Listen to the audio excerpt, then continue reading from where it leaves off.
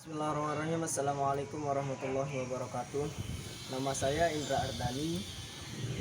Saya dari kelompok 1 ingin mempresentasikan hasil diskusi kerja kelompok kami, yakni saya sebagai pemateri Al-Khwarizmi. Al-Khwarizmi bernama yakni Muhammad bin Musa Al-Khwarizmi. Ia dikenal sebagai Al-Khwarizmi, lahir di Khwarizma, Uzbekistan 780 Masehi. Wafat Baghdad, Irak 850 Masehi. Sumbangsih sebagai Bapak Al-Jabar, angka 0 atau geometri. Biografi Al-Khwarizmi. Nama asli dari Al-Khwarizmi ialah Muhammad bin Ibnu Musa Al-Khwarizmi. Selain itu, beliau dikenal sebagai Abdullah Muhammad bin Ahmad bin Yusuf. Al-Khwarizmi dikenal di barat sebagai Al-Khwarizmi, Al-Khwarizmi, Al-Khawizmi, Al-Karismi, Al-Gorodmi, Al-Gorismi, dan beberapa cara ejaan lagi. Ia dikenal sebagai penemu dari Al-Jabar dan juga angka 0. Tak heran orang barat menjuluki sebagai Father of Algebra atau Bapak Al-Jabar. Kelahiran Al-Khwarizmi. Al-Khwarizmi dilahirkan di Bukhara tahun 780 Masehi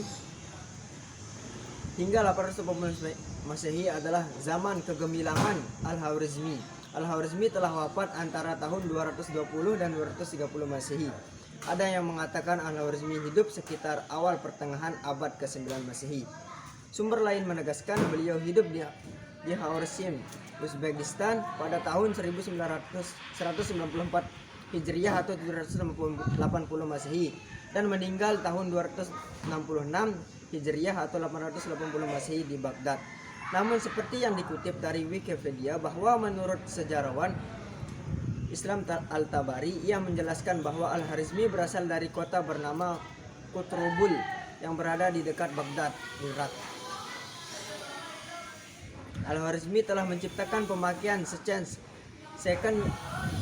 dan tangan dalam penyelidikan trigonometri dan astronomi. Dalam usia muda beliau bekerja di bawah pemerintahan Khalifah Al-Ma'mun, bekerja di Bait Al-Hikmah di Baghdad. Beliau bekerja dalam sebuah observator, yaitu tempat belajar matematika dan astronomi. Al-Khwarizmi juga dipercaya untuk memimpin perpustakaan Khalifah. Beliau pernah memperkenalkan angka-angka India dan cara-cara perhitungan India pada dunia Islam. Penemu Al-Jabar. Al-Khwarizmi juga merupakan seorang penulis ensiklopedia dalam berbagai disiplin. Al-Khwarizmi adalah seorang tokoh yang pertama kali memperkenalkan Al-Jabar dan hisab. Banyak lagi ilmu pengetahuan yang beliau pelajari dalam bidang matematika dan menghasilkan konsep-konsep matematika yang begitu populer yang masih digunakan sampai sekarang.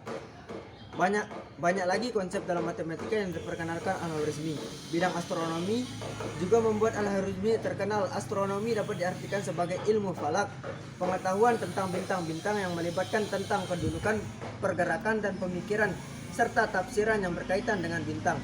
Kepribadian Al-Khwarizmi telah diakui oleh orang Islam maupun dunia barat. Ia dapat dibuktikan bahwa Gesarton mengatakan bahwa pencapaian-pencapaian yang tertinggi telah diperoleh oleh orang-orang timur, dalam hal ini Al-Khwarizmi.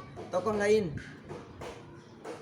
Yedman berkata Al-Khwarizmi mempunyai kepribadian yang teguh dan seorang yang menghabiskan hidupnya untuk dunia sains.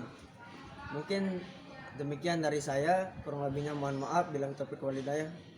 Wassalamualaikum warahmatullahi wabarakatuh. Assalamualaikum warahmatullahi wabarakatuh. Perkenalkan, nama saya Najwatul Ula, saya dari kelompok 1. Di sini saya akan menjelaskan tentang biografi Umar Khayyam. Nama lengkap beliau adalah Abu Iftah Umar Ibrani Khayyam. Khayyam lahir pada tahun 1048 Masehi di Kursan. Umar Khayyam dikenal sebagai ilmuwan cerdas pada abad pertengahan. Umar Khayyam terkenal akan kejeniusannya. Beliau juga terkenal di negara-negara timur dan juga terkenal di negara-negara barat. Ia memiliki nama besar di bidang matematika, astronomi, dan sastra. Pada tahun 1078 Masehi, Umar Khayyam mulai menerbitkan hasil penelitiannya berupa seri tabel astronomi yang dikenal sebagai Jismalik Syah. Banyak lagi penelitian-penelitian yang beliau terbitkan.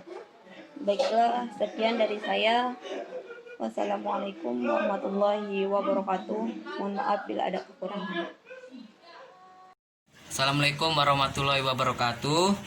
Saya Deksa Prastia akan memberi pengetahuan tentang biografi Al-Khawarizmi, yaitu penemu aljabar dan angka 0 atau geometri.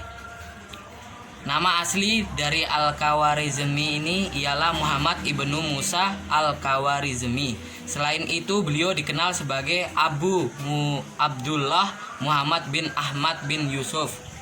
Al-Khawarizmi ini dikenal di barat sebagai Al-Khawarizmi, Al-Khawarizmi, dan Al-Khawarizmi.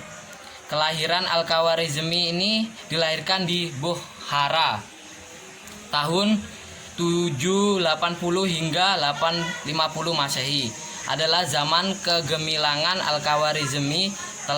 Al-Khawarizmi telah wafat antara tahun 220 dan 230 Masehi.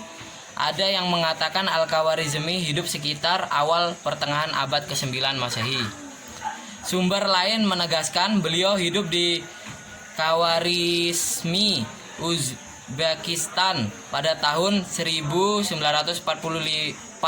Hijriah atau 780 Masehi dan meninggal tahun 226 Hijriah sampai dengan 850 Masehi di Baghdad.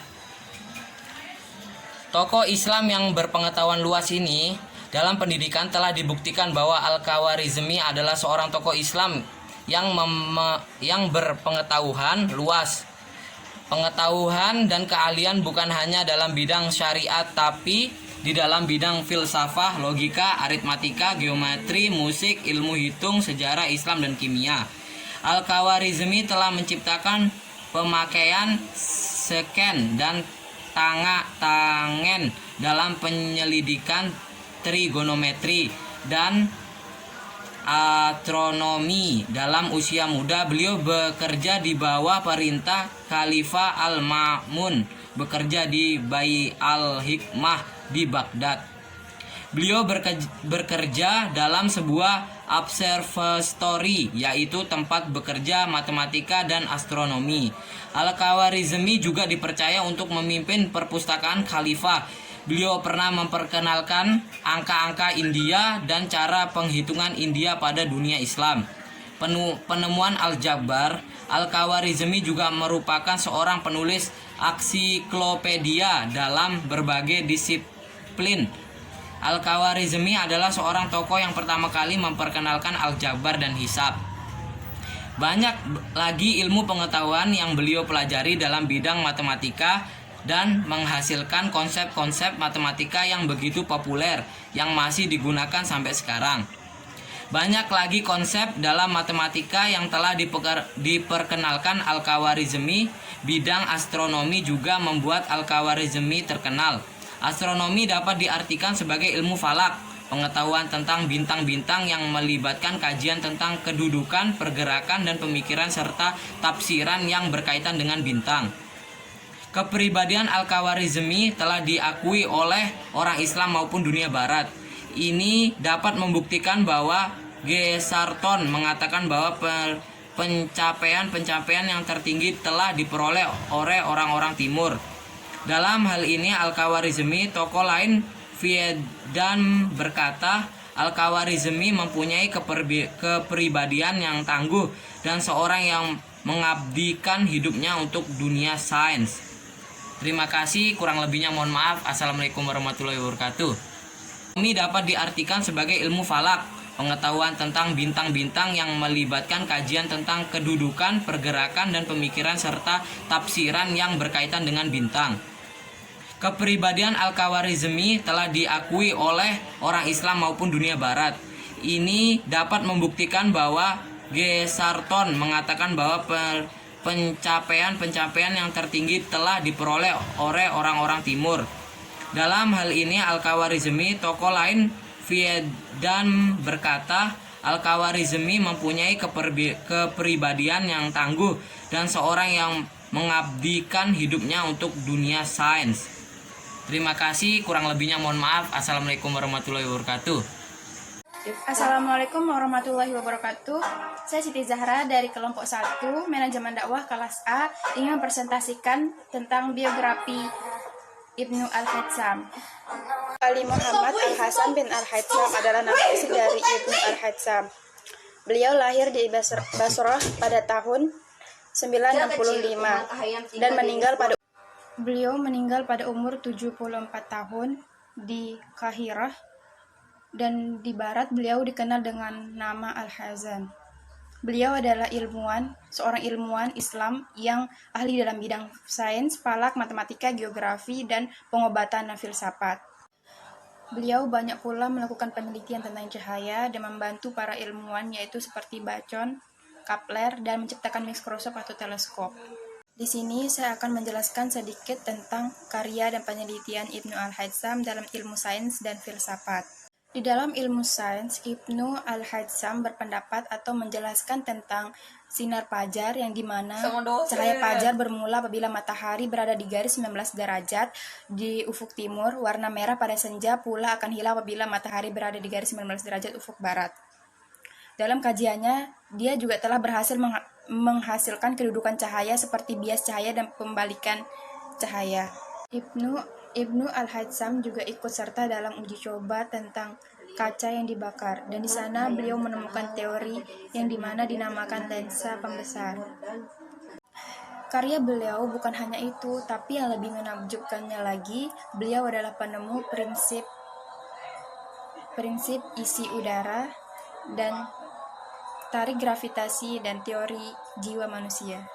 Di dalam ilmu filsafat, beliau juga berpendapat bahwa filsafat itu tidak boleh digantikan atau tidak boleh dipisahkan daripada matematika, sains, dan ilmu ketuhanan. Karena ketiga bidang itu harus kita Baiklah, saya akan menyampaikan materi yang selanjutnya tentang biografi dan sumbangsih serta sejarah pendidikan Al-Kazini. Abdurrahman Al-Kazini atau Al-Kazini hidup pada abad yang ke-12 Masehi. Ia adalah seorang ilmuwan yang menentukan teori penting dalam sains. Temuan ilmuwan kelahiran Bizantium ini antara lain metode ilmiah, eksperimental, dan dalam mekanik, perbedaan daya, massa dan berat, jarak gravitasi serta energi potensial gravitasi. Sumbangan penting Al-Kazini ini dalam bidang fisika terangkum dalam kitab Al-Mizan Al-Hikmah yang ditulis pada tahun 1121. Dalam buku itu, ia menjelaskan tentang teori tentang keseimbangan hidrostatika. Teori ini telah mendorong pencipta peralatan ilmiah. Jadi jika tak mengherankan, Robert dalam hal tulisan berajuk Al-Kazini yang dimuat dalam A Dictionary Experience Biography Volume. Al-Kazini menyebutkan ia adalah salah seorang saintis terbesar sepanjang masa, sedangkan editor Dictionary of Scientific Biography adalah Careless, merujuk pada Al-Kazini pada fisikawan terbesar sejarah.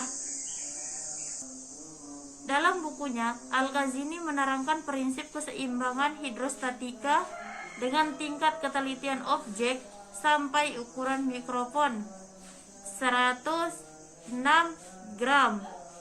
Tingkat ketelitian seperti ini menurut Ajram dalam The Mursal of Islamic Science baru dapat tercapai pada abad ke-20 Masehi. Al-Kazini juga menjelaskan definisi berat. Menurutnya, berat tersebut gaya yang interhen dalam benda-benda padat yang menyebabkan mereka bergerak dalam satu garis lurus terhadap pusat bumi gravitasi dan terhadap pusat benda itu sendiri. Besar gaya ini tergantung dari kerapatan benda. Ia juga menerangkan pengaruh suhu, temperatur terhadap kepadatan benda. Hal ini ia lakukan sebelum Roger Bergson menemukan dan membuktikan suatu hipotesis tentang kerapatan air saat ia dekat dengan pusat bumi.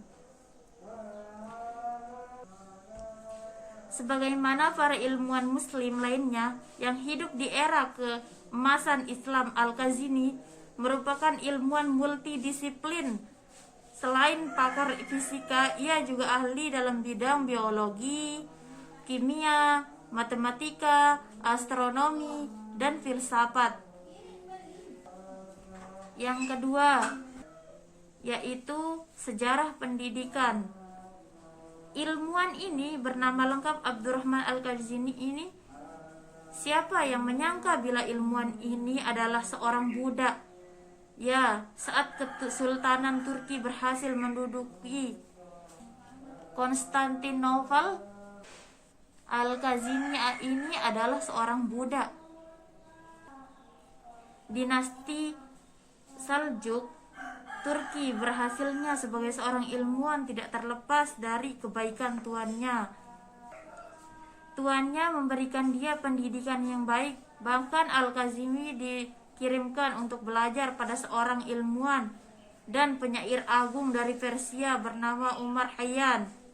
Dari sang guru, ia mempelajari sastra, matematika, astronomi, dan filsafat.